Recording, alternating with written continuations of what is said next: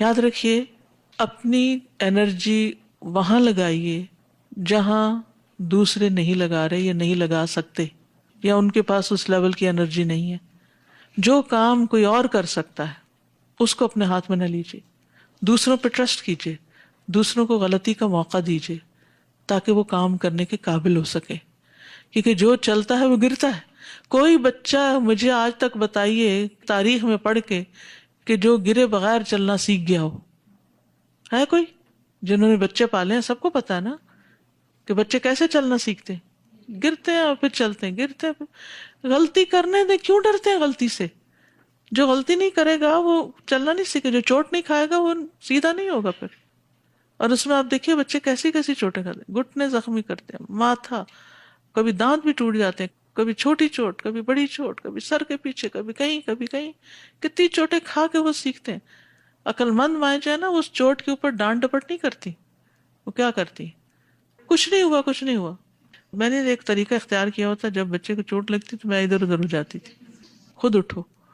کیوں؟ تاکہ چوٹ کھا کے اٹھنا آئے.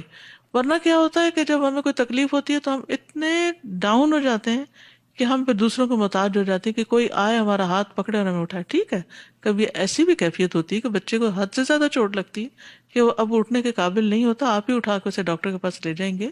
لیکن عام حالات میں اسے خود اٹھنا آنا چاہیے. اور آپ نے دیکھا ہوگا کہ بچہ ماں کو دیکھ لے تو کیا کرنے لگتا ہے, رونا شروع کر دیتا ہے اور چیخنا شروع کر دیتا ہے. اگر ماں نظر نہ آئے تو روتے روتے کم ہونے لگتا ہے. یہی حال باقیوں کا بھی ہے.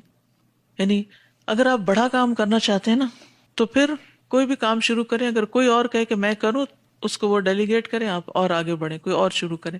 جب وہ کوئی سنبھالنے کے قابل ہو وہ اس کو دے دیں, آپ اور آگے بڑھیں اور آگے کرتے کرتے کرتے یوں ہی انسان سیڑھیاں چڑھتا جاتا ہے اور اس کے ساتھ بہت سے لوگ اور بھی چڑھ جاتے ہیں. لیکن اگر آپ یہ کہیں کہ نہیں تم اتنا اچھا نہیں کر سکتے, میں خود ہی کروں گا, میں خود ہی کروں گا, ایک مینٹالٹی ہوتی ہے نا کہ ہر کام اپنے سر لے لینا اور پھر ایک بھی کر کے نہ دینا.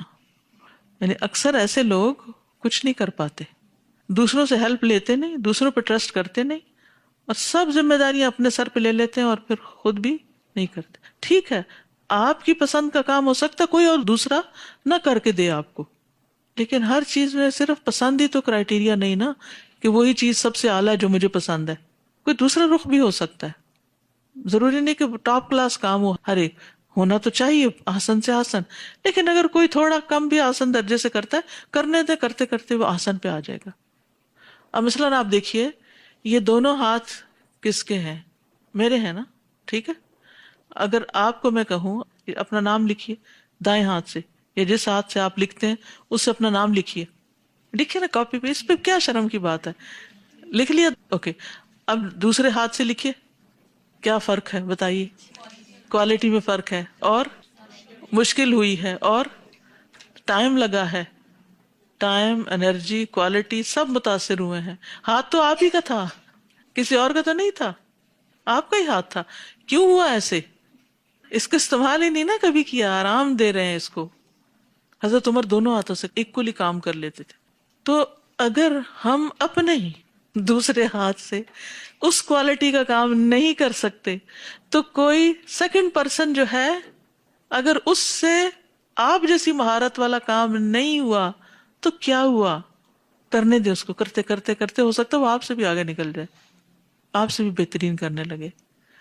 تو ڈیلیگیٹ دا ورک, ڈیلیگیٹ, دوسروں کو جگہ دیں, دوسروں کو موقع دیں, دوسروں کو آگے آنے دیں. جو شخص آپ کے ہاتھوں آگے جائے گا کیا وہ آپ کا صدقہ جاریہ نہیں ہوگا؟ دو فائدے, ایک آپ کا احسان ہو گیا دوسرے پر اور اس احسان کی وجہ سے آپ اجر کے مستحق ہو گئے, دوسرا شخص کام کے قابل ہو گیا, آپ کے لیے آسانی ہو گئی اور اس شخص کے لیے کام کرنا خوشی کا باعث ہو گیا. تو صرف کام کرنے والے نہ بنے, کام سکھانے والے بھی بنے, کام دینے والے بھی بنے.